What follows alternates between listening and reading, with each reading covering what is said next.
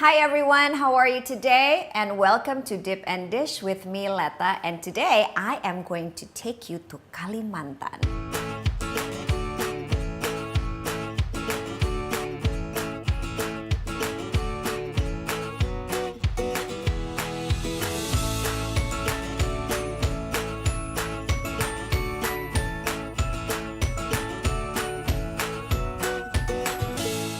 Well, of course, just through the palate because I'm going to share with you some recipes that is originated from Kalimantan.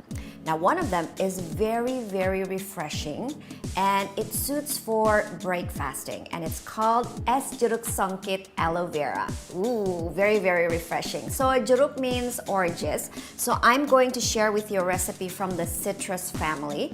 This is also called calamandin or calamansi in the Philippines and it's about this small, and the taste, it's more of a lemony taste, but also it has the sweetness and tanginess from the tangerine. So in some parts of Indonesia, this is also called lemon chuy, but we also call it jeruk limau kasturi. But in Kalimantan, it's called jeruk songkit. It's very small, but it's also very sour. So that's why I am going to add sugar later on. And with this, I'm going to add aloe vera because aloe vera, there's a lot of aloe vera plantation in Kalimantan. And you know aloe vera, they're very good for your skin. It soothes your skin and it will also soothe your body. And for today, I have aloe vera, which is store-bought. So they have cut into cubes and they're usually sold in plastic containers. And this is how it looks like after it's been chopped into cubes. And I'm going to add this later. So I am going to cut the oranges first. We take about 8. And the benefits of this jeruk songkit, there are some that I know, which is preventing cancer. It's to relieve cough and sore throat. And of course, boosting up our immunity, since we all know that the citrus family is rich in vitamin C. Okay, this is the last orange I'm going to squeeze. There you go. Ooh, and see that beautiful color. It's not really that orange, it's more of a dark yellow color. And I am going to add water to this. This is about 500 milliliters. Because this is so sour, I am going to add some simple syrup.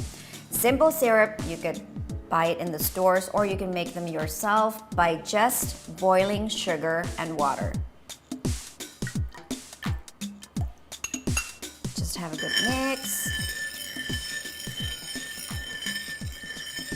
And I am going to add some salt to it. Now I am going to serve it with these little cute glasses. I'm going to put the ice in first. And then I am going to put the aloe vera. So this is very cool and refreshing.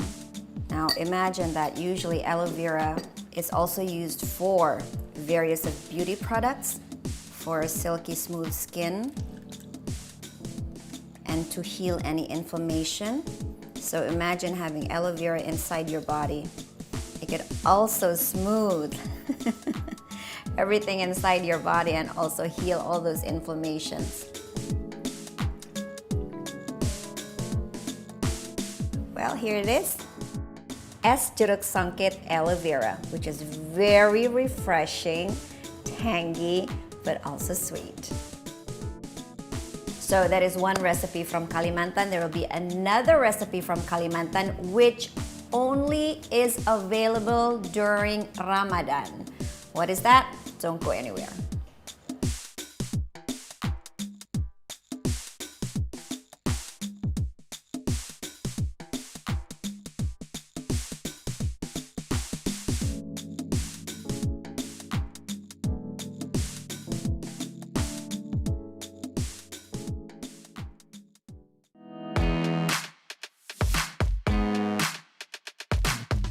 Hi, welcome back to Dip and Dish with me, Letta, and I still have one more recipe to share.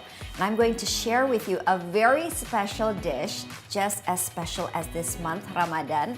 And this dish is originally from East Kalimantan. Now, the people of Banjar, they have something special that only comes out or only available during Ramadan, which is called Bingka Barandam. So what is Bingka Barandam? Bingka, or the cake itself, it's more like a sponge cake, more or less. And this small tiny cake is soaked in syrup made of palm sugar, or barandam. That's what it means. It's soaked. So I'm going to show you what the ingredients that we need. And today I am going to make a big portion because my family members and also friends are coming for an iftar party. But if there's only like 4 to 6 people at home, you could only use half of this recipe. All right, so what do we need to make Bingka Barandam?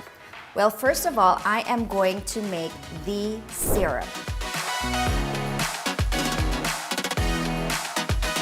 I'm going to show you the ingredients that we need to use for the palm sugar syrup, which is palm sugar.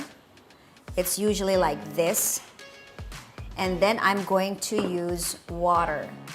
Okay, first of all, since this is such a big chunk, I am going to just cut them, sort of like shave them in a way. Now, this palm sugar comes in many sizes and also color.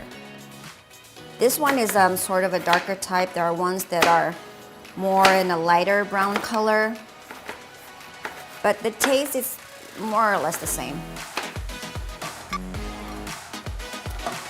And I'm gonna pour some water. Oh yes, and I forgot to introduce this little green leaf. Mostly use this. This is called the pandan leaf. It's very aromatic. There's no particular any instructions, you know, how low heat or anything. No, it's just really simple. And just wait until the water is reduced and it becomes more thick. While we wait for the water to reduce, we are going to make the bingka, or the cakes. And now let's make the bingka, or the cake. And as I said before, I will be having plenty of guests coming over, so I'm doubling the recipes. So I'm going to use 8 eggs, but you could only use 4 eggs. That's for one single recipe.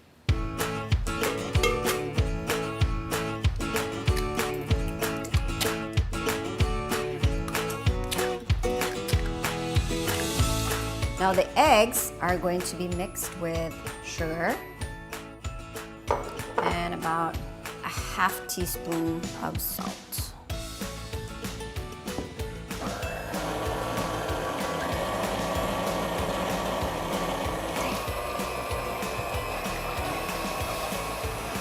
So we're gonna whisk it until there's no more eggs on the tip of the whisk. And then you put salt in here, as always. I'm gonna turn down the heat and then we'll just let it reduce more.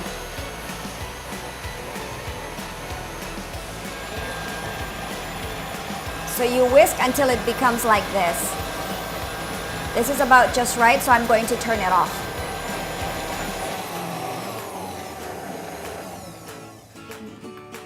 So until it creates a soft peak, something like this. I'm going to take out the bowl. And now we are going to fold in the wheat flour.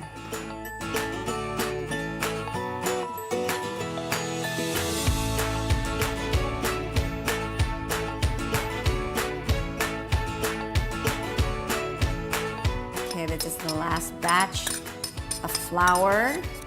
Mix it all together. As you can see that there is still some of the flour underneath.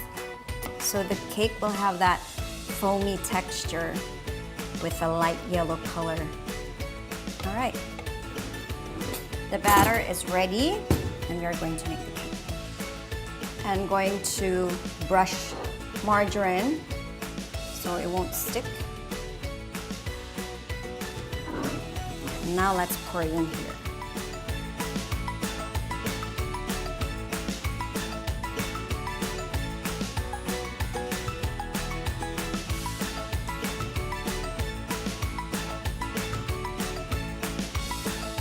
I think this is about to be ready. Let's check. It's cooked. Okay. Let's get this bingka out of their little mold.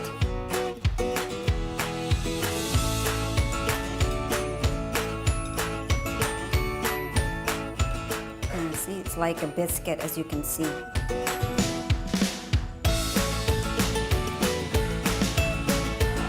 So this is the bingka, but this is not complete yet because it hasn't been soaked in the syrup.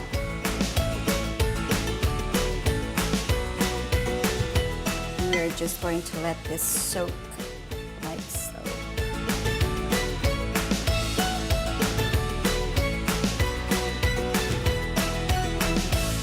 So this is Bingka Barandam.